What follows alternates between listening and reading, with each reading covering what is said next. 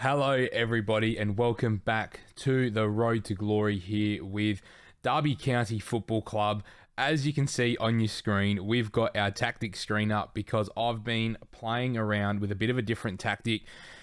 I'll show you why we changed tactics, but we had a pretty poor patch after the last episode, and you might be able to notice by the date that we are quite a bit further in the league than you probably would have expected. So last time you saw us was in the second leg here against Southampton. After that tie, we went on a dreadful run, which led us to this point here where we lost 6-5 to Aston Villa, and I was just like, nah, I'm done. Like, we just need to try something different. I try to see if I can quickly insert home team formation. Opposition formation. Where's our... Is there one just called formation? Formation, there we go. So we can see what system we're playing. Now, this is massively... Let's see if we can move all this stuff over. There we go. So you can see the system that we were using up until this point here was still our 5 at the back. We then got a win and a draw there, but I was still not happy with the football. So we've gone into the 4-3-3. We picked up some big results here against Leeds and Newcastle, beat Fulham. Absolutely dominated this game here against West Brom from the top of my... Yep, there we go. There it was. In the 87th minute, they scored. Goalkeeper punted it forward, and that was that. Man United, we were competitive, but you can see it was 3 minutes there where they scored a couple goals, which was disappointing. And then we've just beaten Southampton, who in the league have been doing very, very well, who are really pushing for Champions League football. But today we are taking on Spurs, and we're not far off European football ourselves. So we really need a win here today to try and make sure that we get European football, because ideally we need to try and finish 7th, I think, because Southampton will get European football. So that spot will go to 7th here, which would be fantastic. So we're only a couple points away, and we've got 3 games left, and they are against Tottenham, Palace, Man City. Palace fighting relegation, Man City and Spurs. Spurs are with us, and City are fighting for Champions League football, so that every game matters. I'm going to show you each of these 3 games as a separate episode, but what I also need to go through with you is a lot of transfers. So Oliveira is coming in, but in a couple of years' time, we're bringing in Julian here as a backup goalkeeper for us for next season, who looks very good as a sweeper keeper on support with 15 reflexes, 15 one-on-ones. The passing's not amazing, but we can work towards that a bit later on. He's got some really other good stats here. He's 6'5", so he suits the team quite well. Then we've got Diallo coming in as a centre-back on a free. Unfortunately, didn't get a work permit, so we'll loan him out this year, but he'll just be someone that we might flip for profit. We've got our boy here, Mamatovic, coming in, I think, towards the end of the transfer window. Again, he didn't come with a work permit, so we're going to have to loan him out, but he looks absolutely unbelievable as a wing-back on support on that left-hand side. He's going to grow and grow and grow. So we've got Ismaili and we've got Zamora at the moment, so we're okay there. I've also now gone and got Valentino Barco. If you were in the streams last week, you were seeing that I was linked with Barco, and he didn't get a work permit. Well, since that point, he now has a work permit. He is a left-back, but we're going to train him to play on the right-hand side as an inverted winger on support, because all he's missing is really finishing and composure, which we can work on. And he's got a work permit now, so he will come in and play. For 9 million up front, we've gone and got our boy Sandri here, who looks fantastic as a Mazzala. 5'9", will do everything that we need him to do to be a creative player. And then I think we're pretty close to this deal going through for Yehor Yamulik, who is a Ukrainian young midfielder who can play box-to-box or Mazzala for us. And PSG were really interested in him. So that's why it's a work permit decision. So it looks like he is going to come in. I just wanted him because he's potential 5 million. We'll definitely get our money back for him regardless. We've got a deal in place here for Christian Volpato. Probably one of the better Australian talents on FM at the moment. Again, I've been looking at him for a while. Again, we're just hoping on getting a work permit. If not, hopefully he joins and we can loan him out for a season, and that won't be too much of an issue.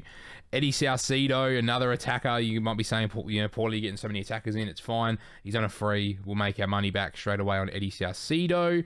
And then that deal here is for a young Japanese attacker who looks quite good, and the money wasn't too bad as well. And then on the outs, we're looking at getting rid of Morales here for 10 million. Farasi's got a lot of deals here, but only pretty much what we paid, which is about 2 million for him.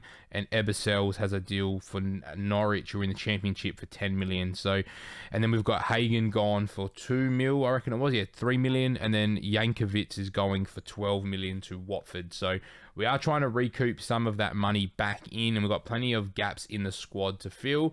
But let's get into a game here, because the team is going to look like this. Livakovic, Menino, Sturgiu. I've just moved Busquets back to this centre-back role because Canna actually suits the register better than Busquets does. Then we've got Zamora here at left-back. Canna, Sotiri, Alexandropoulos, Pabega, Rooney, Badji, Xerxes, and Brenner. Kamara has been playing well, but he doesn't really suit that striker role as a pressing forward just yet. He is missing a bit of the sort of mental stats, you can see. So he's been coming on sort of either side. I know his left foot's not very good, but he can kind of play this inverted winger on support role well enough. He just uses his right foot, or Xerxes sort of comes off and he'll come on and play this inside forward role, which is a bit better for him anyway. Or we can look at moving Xerxes across here, because Xerxes is probably a bit more capable with the weak foot to play as the inverted winger on support. So we've got plenty of options. The bench is really strong. Smiley, Bird, Robinson, Smolich, Sotalo, Kamara, Dagba, Sokolov. And then we've got a few of the boys that are leaving in the reserves. So let's see how we go here against Tottenham Hotspur.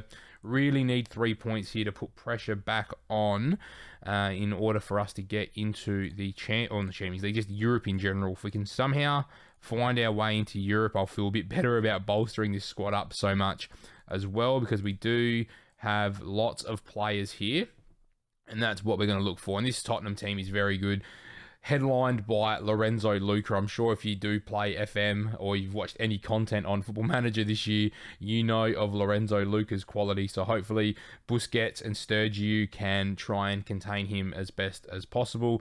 He will play probably as a target forward or a complete forward, so we'll just have to expect to see him floating around. They are playing a 4-3-3, Tanganga, Romero, Aya, and Royale, with Skip, Højbjerg, Winks, Devine, Gill, and Lucas. So we might be able to, that's definitely not Spurs' best front three. Lorenzo Luca definitely is in that front three, but I don't know if Brian Gill and Alfie Devine are, so maybe they're resting some players in preparation for some other games, but we need to try and take advantage. Zamora looks for Xerxes, which at the moment, Xerxes' goals have actually been coming more so from Gabby Menino getting down the right-hand side and whipping in these unreal balls to the back post for Xerxes to nod home, which is how he scored 2 goals against Southampton in the last game. It's Brian who finds Lorenzo Luca, and we know that Spurs are going to look to do that quite a lot. They've got 2 out-and-out wingers up there with an advanced forward, so they're going to just try and hit the ball long. They're going to try hit them to the corners, and they're going to let Gill and Alfie Devine run onto the ball there. So we need to be mindful. We do have Zamora and Gabby Menino really pushing high up the ground. So if we notice that they start getting in behind, we might adjust those wing-back roles to fullback just to kind of offer a little bit of protection. But this could be a game where we try and go a bit of a snatch and grab. I know Tottenham on the table are below us, but their quality is really, really good. So I'm not going to be surprised if they do provide lots of different threat in this game. And it's Ollie Winks now into Harry Winks into Ollie Skip. They find Devine, who hits the bar, and we get away with one there. But I'd really like to see a highlight of ours so I can show you what this system does look like, because our boy Canna in there, Pabega's been unbelievable since going into this shape as well. So we've got plenty to look forward to in our 4-3-3 as Alexandropoulos finding Xerxes. And look at Spurs. They are pressing us very quickly, but it is Canna into Brenner, Alexandropoulos. Let's try and keep the ball here a little bit.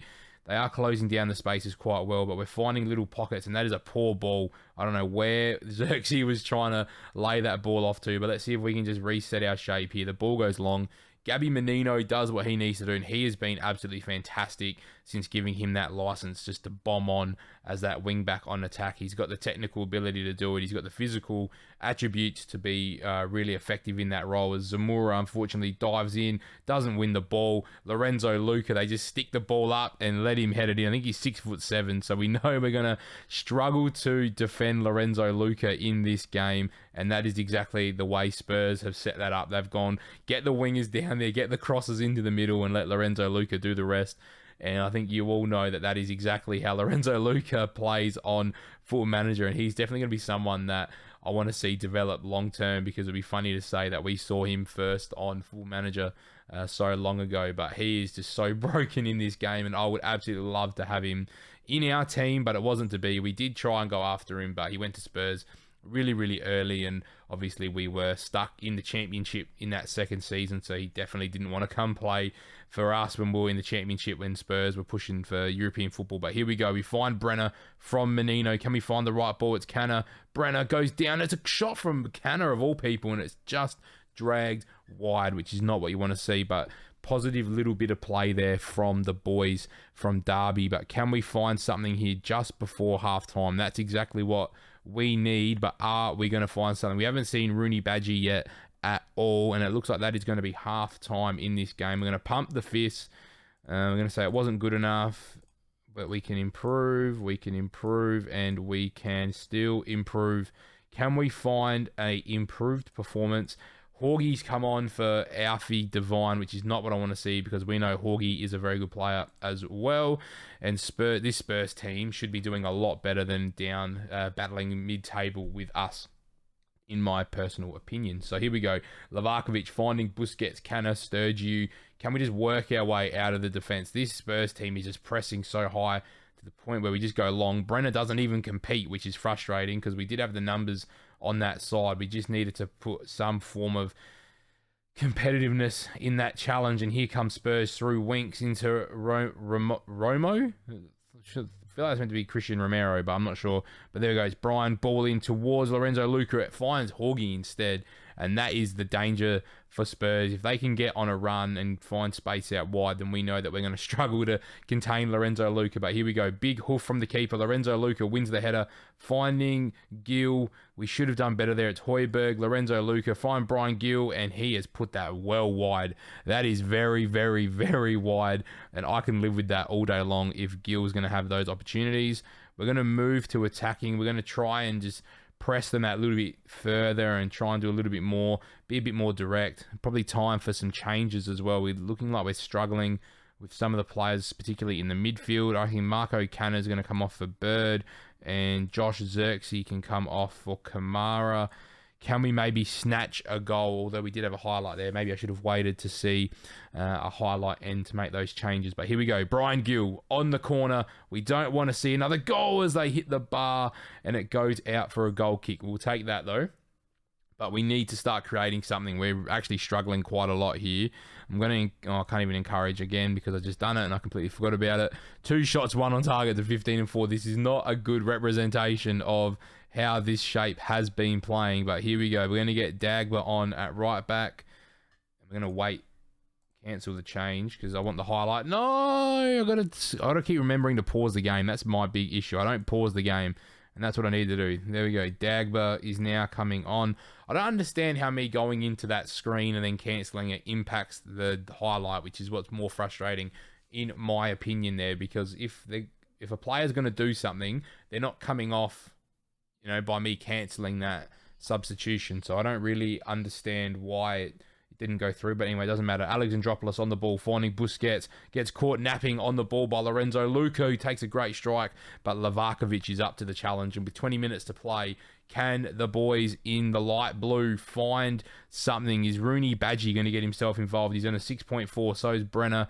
They have not had the best games so far. We're going to change our instructions a bit. We're going to try and attack with a bit more width. Instead of the underlap, we're going to start looking for the overlap.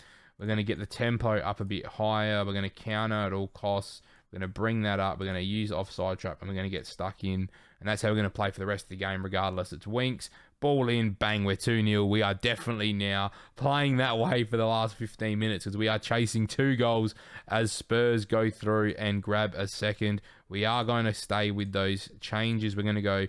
And we're going to go very attacking as well. That's very attacking. There we go. It's Højbjerg whipping a good ball in. And Zamora just hoofs it long. And maybe our European dream could be over at this point with dropping points here, which is disappointing. Good ball through. Winks definitely looked offside to me. Flags up. 15 minutes. If we can salvage a draw, I think then we could potentially still find a way because we'd be on, 57 points. after 36 games. We're going to be struggling, I think, to finish in Europe. I'm sort of staring at Aston Villa there, who are only 2 points clear, but we've played the extra game here, which is what's disappointing. So if Villa pick up points in their game in hand, then it's going to be very, very difficult for us to try and qualify for Europe, but it doesn't look like we're going to be able to create the chances here today, which is frustrating. So I might hold off showing you the Crystal Palace game, and we might go into the Man City one, but here we go. Dagba, Sturgey, into Pabega, Rooney, Badgie hasn't done much today. That is a great ball though. Finding Kamara. Can we get the right ball in the box? It's Alexandropoulos who puts it over the bar, and we really needed that to hit the back of the net in order for us to have a chance to get back into this game. It's Winks and Skip who have actually done really well with Højbjerg as part of their midfield three, but it's Rooney, Badgie, Bird, Brenner looked offside to me, and he was offside, which is even more disappointing that we can't capitalise on that opportunity. But Spurs, the better team here, we know we're still developing. This Spurs team's a lot further ahead than we are in their development, but we are definitely matching it with the big boys here in the Premier League, which is what we wanted to see. No one thought by season 3 that we'd be this competitive, or by season 4 now. What did we do? 2 in the Championship, and then we stayed up last season. I think this is our second season in the Premier League. I can't even remember now, but we're doing what we need to do. And I'm going to go hands on hips. I'm not happy with the performance. But for this episode, that is where we're going to leave it, guys. If you've enjoyed it, make sure you like, comment, and subscribe. You are going to see us for the Man City game in the next episode, which hopefully will be showing us potentially qualifying for European football.